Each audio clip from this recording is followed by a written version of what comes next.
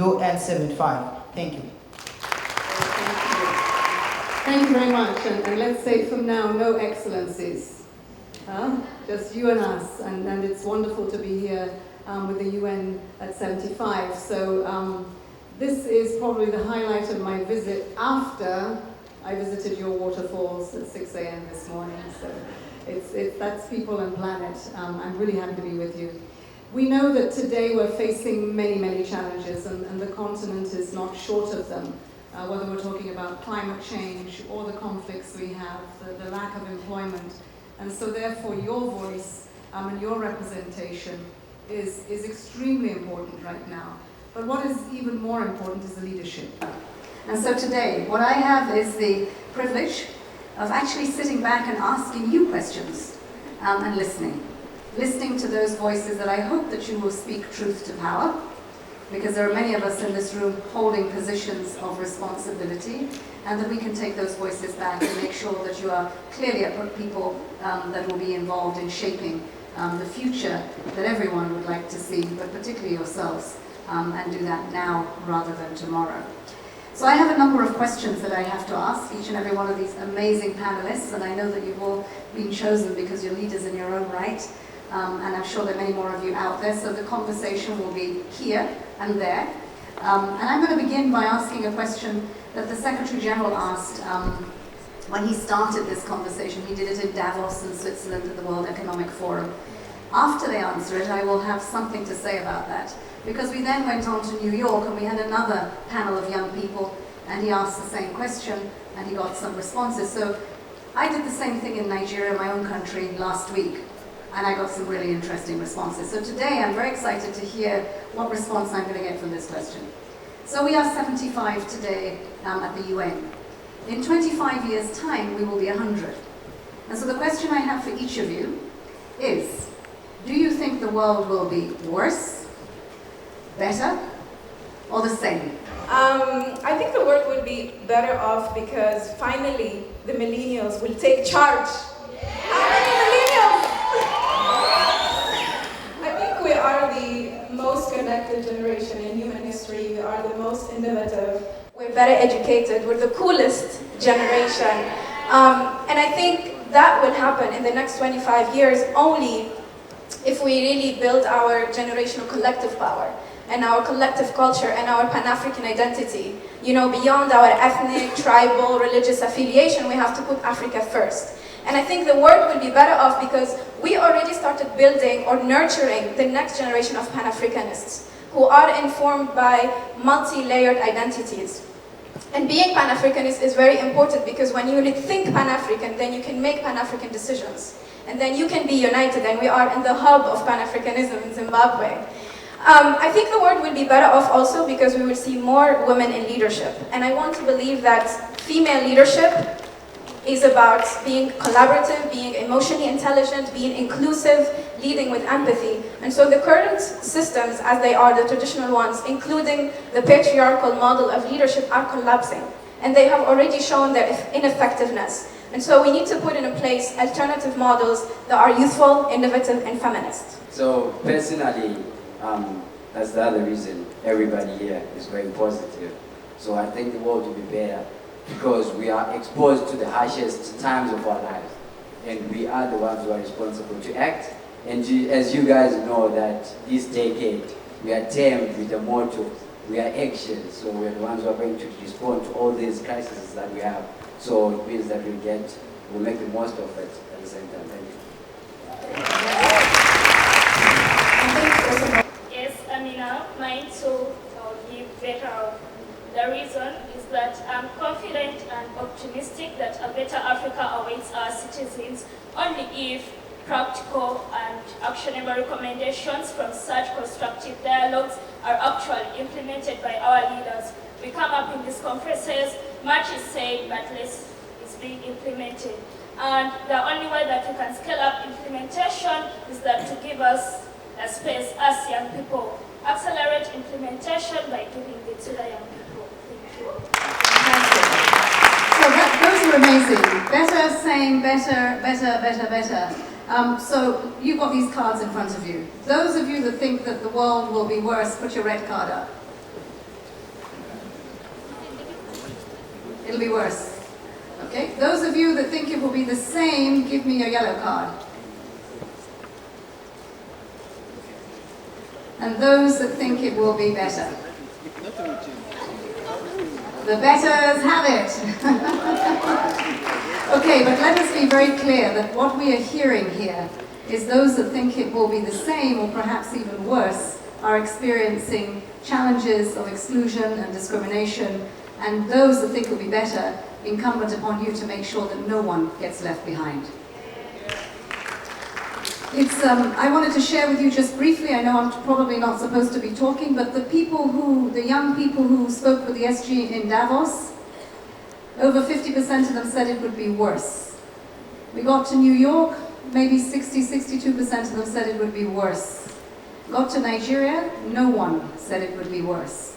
And we come here, there's a few of you, I don't think that it has got up to 20-30%, but what it has shown, those who have the most actually think things will be worse. And those that have the worst have got the passion, the energy, the drive to ensure that things will be better. So Africa, you can be leading on this.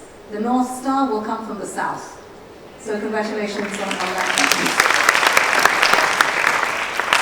So the second question that I have, and to the panelists, I'm going to come to the audience shortly, but to hear from each one of you, and I'm going to start from the left as we come through.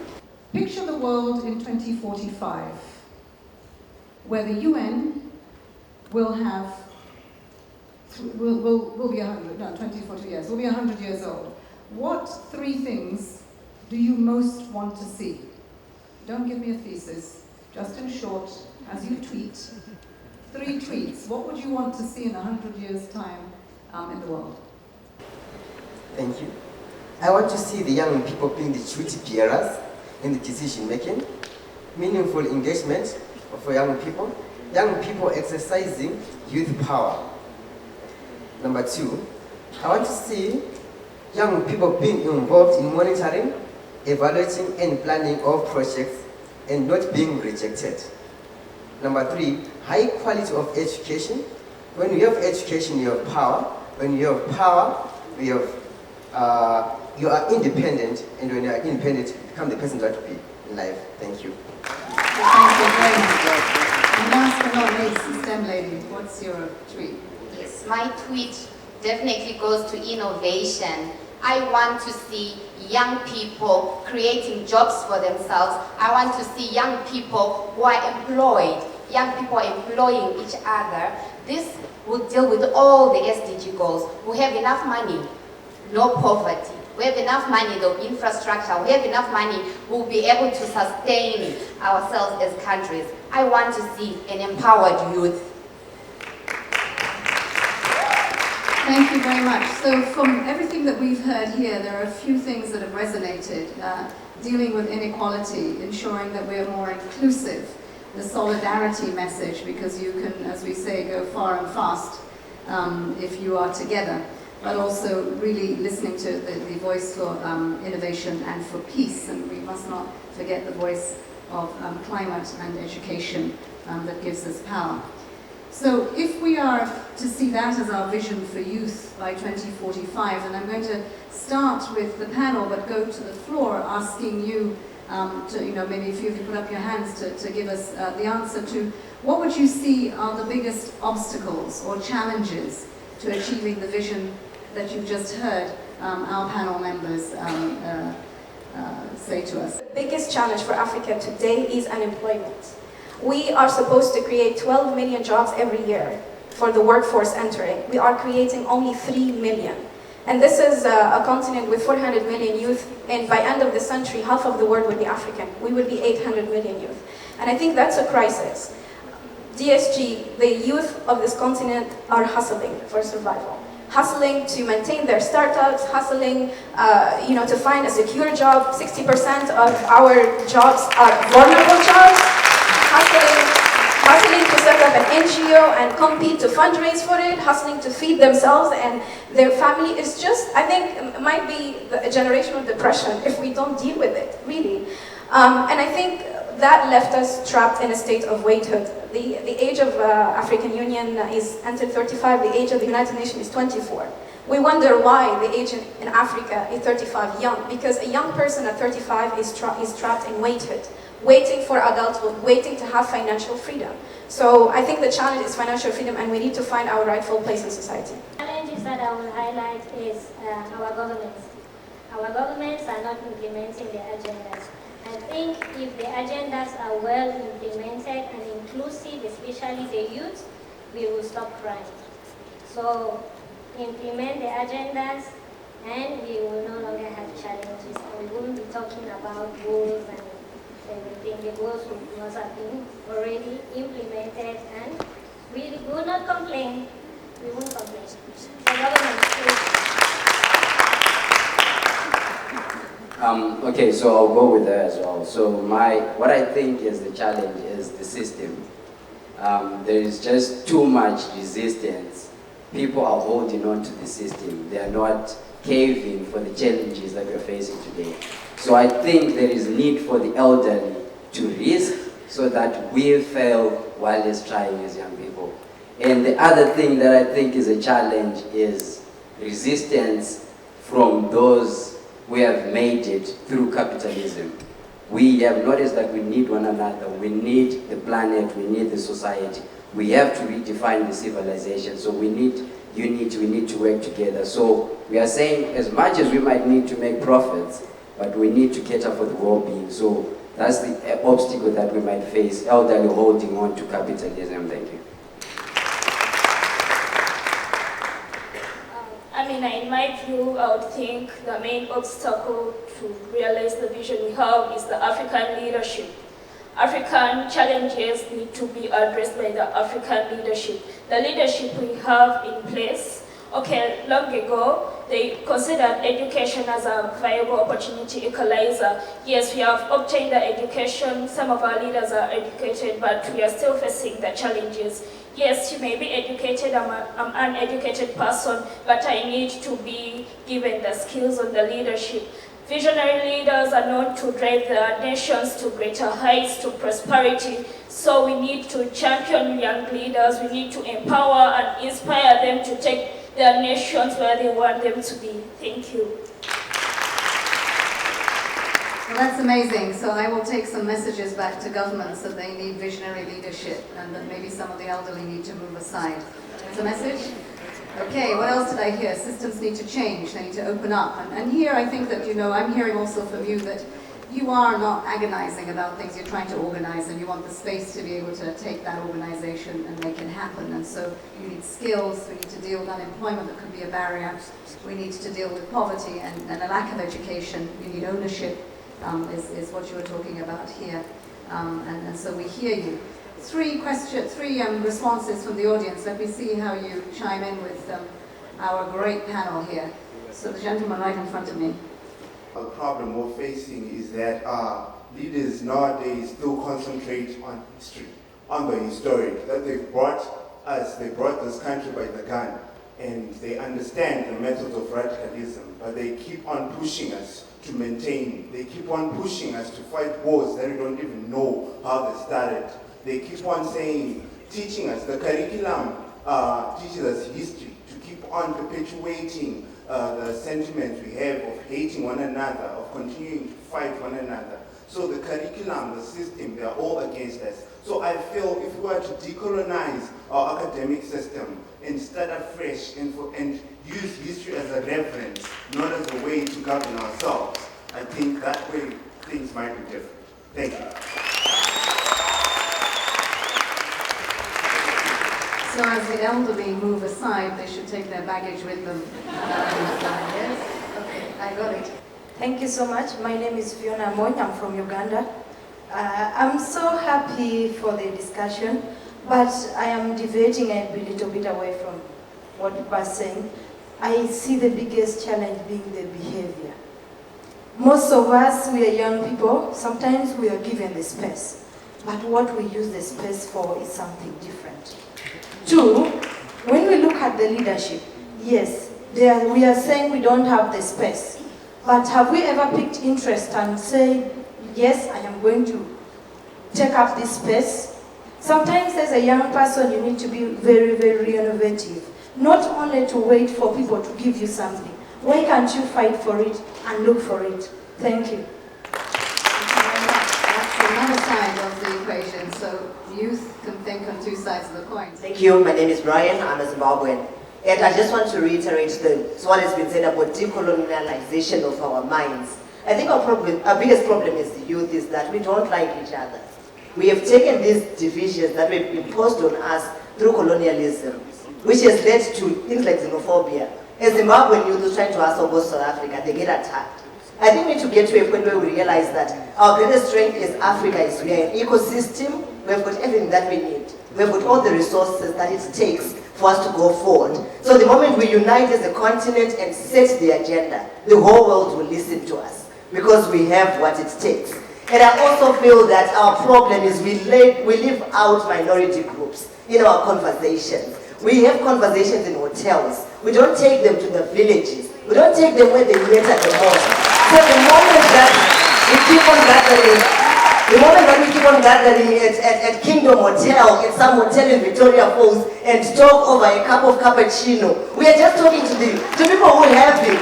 We should be going to the crows, to the crowheads, have a cup of local brews and talk there. That is where the real issues are. Let's go to the ghettos. Let's go to the youth.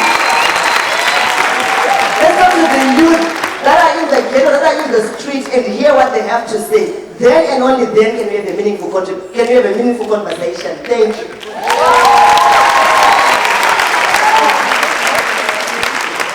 Thank you very much. Thank you for that, because what you proved is that if I had just missed out being equal with 2 men and 2 women, I would have missed that. And that's something that none of us should miss. So you're absolutely right. Take it to the people. It shouldn't be always about taking it away from them. Okay, so the next question I have, and I will again go to the panel and come back to you. So what role, given that you've got this vision, you've articulated some of the challenges, but you've also said what needs to happen. With international cooperation, the best representation of that, I believe, is still the United Nations. What role would you see the United Nations take in trying to do something about this, and how would you what would you say? What should we be doing to respond to this as we turn 75 and I think we try to rebirth ourselves to be fit for purpose? I think what the UN should be doing is what the UN was created for in the first place. The UN was created to prevent war and conflict and violence, but we have seen the past decades horrible massacres and escalating humanitarian crises. I think the United Nations Security Council needs to fulfill its mandate and uphold peace and international laws. And the African Union, or the African Common Position, has been very clear about that. We want full representation in the Council and we want a permanent seat. I think in the YPS, the Youth, Peace and Security Agenda at the UN Security Council needs to focus on jobs and jobs with dignity for African youth. Needs to move from YPS to youth, peace and development. And I would say also a recognition for African ownership of peace processes. We had the example of Sudan. It showed how African mediation can contribute to the agreement and to have transitional institutions in place. And I think that shows that when Africans in all independence, with harmonization with the international community, finding the solution to our own problems can make a difference. I want to see that happening for Libya. I want to see that happening for other countries. The last bit, DST. If the UN can be a little bit less bureaucratic, a little bit more innovative, I think more young people would join. Thank you very much, Aya. We're trying to get many more people to join that are younger in the UN, and she's absolutely right. We have to find the incentives to do that. I think when I look at UN is a mover. UN is a trendsetter. Any organization will follow the lead. So, the future is with the youth. The future is driven by science and technology. We would like to ask the UN to work together with other partners and help us, the youth, so that we get innovation baskets that empower the youth. Monies that come to empower the youth, not going to the youth that can afford, the youth that can have guarantee to get the money, the youth that are established, no, but to the youth that need it, so that we innovate and solve problems in our communities. We don't want innovation funds that will come and tell the youth what to do with the funds. We want innovation funds that will come directed to the youth to solve the problems that the youth know they have in their communities, because the future is for the youth. Thank you very much. Well, we've heard a lot of actions here that we need to do, and to my left and to my right and at the back, you're going to see a number of my colleagues from the UN country team, resident coordinators from around Africa, so they are listening, just as I am going back to New York with these messages. I can see that there are some people who are helping us with sign language. And so I would really like it if they would be able to give an opportunity to one of the women or men that has a special ability. Name is Gertrude Garzi. I'm a youth advocate and also a disability advocate. I'm glad that a lot of issues that I'm hearing now will be able to support us as young people with disabilities. But my main worry has always been on inclusive education for young people with disabilities. You might be surprised that at this point I've never met a deaf lawyer, a deaf teacher, or even a doctor. I've never met them. Even professors, judges. So it's like we are sidelined in most of the issues. So there won't be any equality. So we want to see equal representation of disabilities, not treat disabilities in silos. We want to see a 2045 where young people with disabilities live independent lives, where there's total or full equality, where there's access to health, justice, education. So, what I can say now to UN is, let's take bigger steps to support young people with disabilities.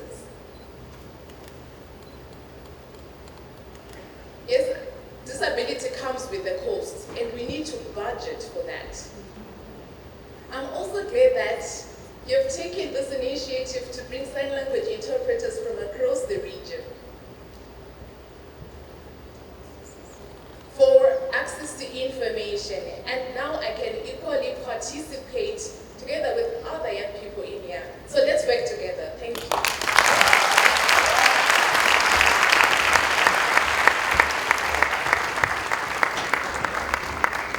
Okay, so we are coming to the last question that I'm being allowed to ask in a time that I wish was so much more, but you have been an amazing audience, and I wish that we could take you with us, and I did hear that we have to come to you, and we will keep trying to do that.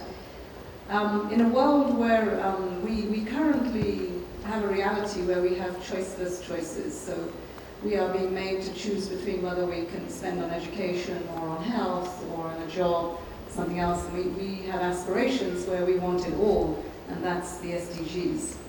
If I were, as I go back now to the UN and I'm speaking to the Secretary General, in all the things that you have discussed, what would you say are the one issue that you would have to prioritize? I know it's a question we should never ask anyone because there are so many issues that are left undone.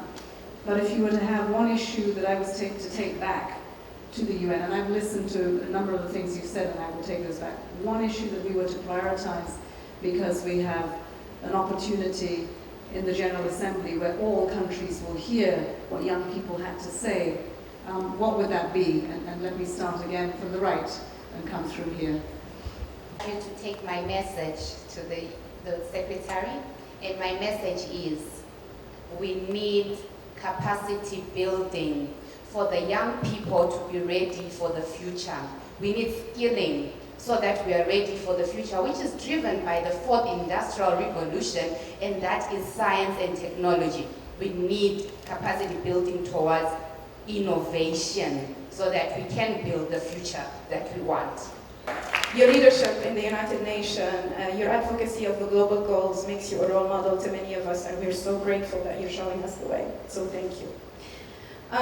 For me, the message that I would leave, as always, this has been my advocacy as the youth envoy, is co-leadership. We would like our leaders to understand that it's about time that young people are in the system, not outside the system. Young people are taking to the streets to challenge the status quo. They may not be comprehended, but they cannot be ignored. And so they have to be part and parcel of decision making. They cannot be seen as troublemaker or as a dangerous demographic or to be violated, to be shot, we need to make them understand that this is our asset, this is our workforce, this is our innovation. Without our youthful population, we cannot move Africa forward. So please tell them the future is digital, the future is young, the future is female, and that future is now. Amazing. Our panelists are representations of much of what I've heard from the audience today, and you have given us messages that not only we take back to New York, to where you have your representatives, remembering that your representatives are in the General Assembly, they are in the Security Council. So as we look to rebirth the United Nations that we need and be fit for purpose, this will form part of the input to what we say to them. And it's quite amazing. But let me just say we're not going to wait until the GA in September. There are my colleagues here, and we've been meeting for the last 2 days to see how it is that they can start in Zimbabwe and in many of the countries that they're all representing to do better in accelerating the achievement of the SDGs. And the SDGs are a framework that I hope you recognize. The challenge is to implement them. The challenge is to make them happen in your lives. And the decade of action for that is about you organizing and taking action.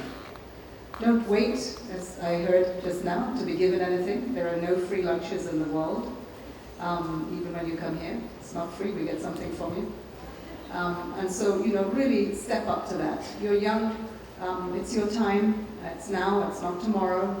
I take the message back for co-leadership. It's really important. Use your voices, use your innovation, use your creativity, use your power and solidarity. It's your future to define. Let it be your narrative, so that people don't tell the story for you, but you're telling the story for yourselves. You've never been more equipped today, ever. I'm sure that most of you here have got a cell phone, right? Who doesn't have a phone? Is that progress or is that not progress in the world today? For you to have phones mean you can communicate. Use that, not for hatred and division, but for unity, for respect, for dignity, for bringing us together to achieve the SDGs. You're amazing people. I'm really happy to just step aside and let you take over. So thank you so much. What I've heard today is inspirational. You've given me a lot more energy to go back and fight the good fight for us to achieve the SDGs in Africa and the rest of the world. So thank you.